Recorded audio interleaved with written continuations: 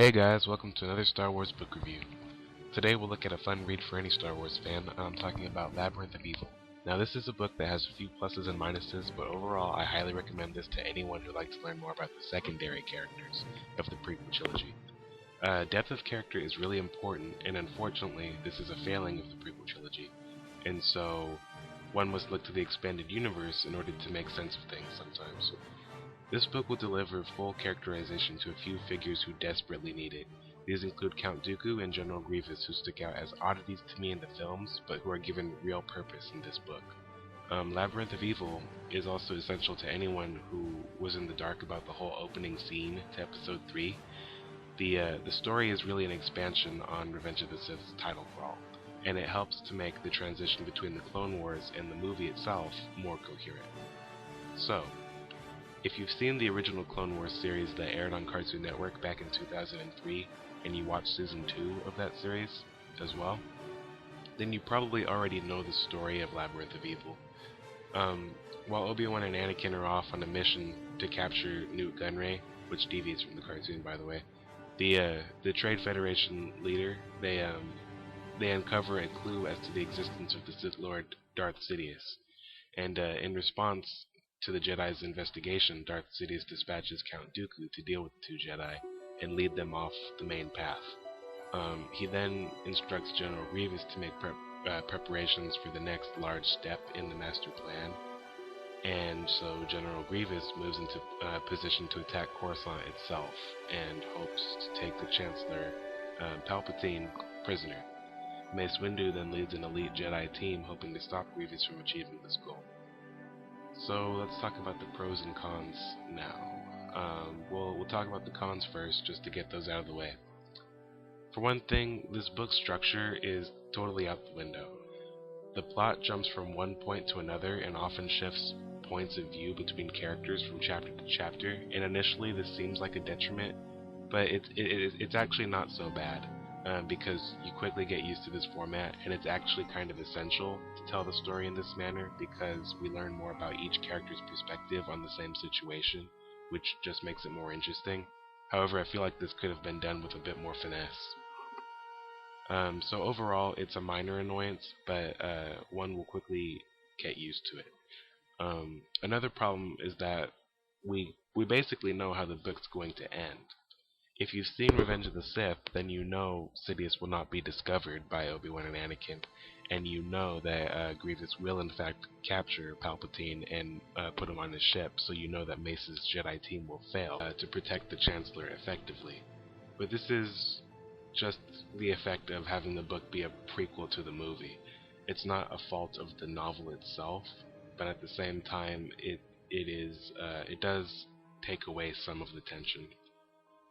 However, storytelling is it's a fun story, so that's not too much of a detriment. It's not something that'll make you not want to read it, I don't think.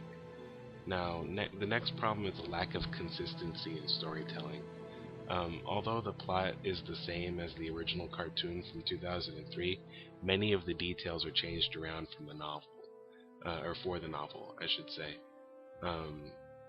From minor to major, these changes may make it hard for people who thought they knew what was going on to follow. But at the end of the day, the story is the same, and so it's not too annoying. And that's about it for the negatives, so let's talk about the positives. For one thing, the plot fills in all the holes that exist in between episodes 2 and 3. If you're only a moderate Star Wars fan and have only watched the movies and not looked to the expanded universe for anything else, then you probably have a few questions in regards to the prequel trilogy, such as who is General Grievous? Why did he kidnap Palpatine? How is it that Obi-Wan and Anakin are the only two Jedi that are sent to deal with this situation? Why are the Jedi so clueless about Palpatine being a Sith Lord? What is Dooku's story? Well, all of these questions are answered in this book, or at least most of them are.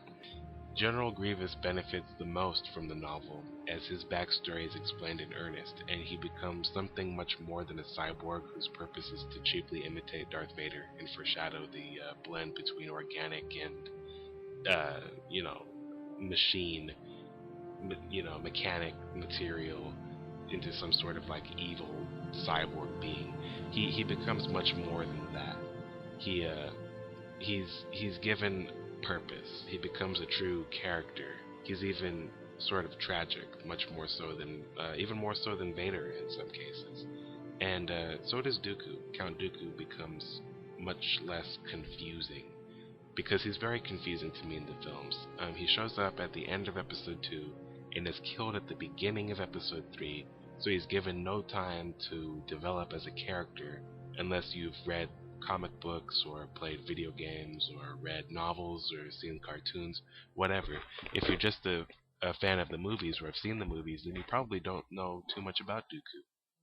And this book gives him more life than that. This book also fleshes out his personality and his history and his pseudo-grandfatherly relationship to Obi-Wan Kenobi. Because Count Dooku trained Qui-Gon Jinn as his Padawan back when he was still a Jedi, and Qui-Gon Jinn is of course Obi-Wan Kenobi's master, or was anyway. He feels a certain odd kinship with Obi-Wan, sort of a familial bond between him, and that's explored more in this novel, and it's actually kind of interesting. Various other Jedi, such as Kit Fisto, Shaak Ti, and Stas Ali, are given an actual assignment by Mace Windu, and so they become something other than eye candy for the geek that lives inside all Star Wars fans. This brings me to my favorite thing about this book. It's a good balance between the actual film story and the expanded universe, and so it makes it directly tied into the films. It sort of forces, it's sort of a forced relationship between the films and the expanded universe in a really seamless way.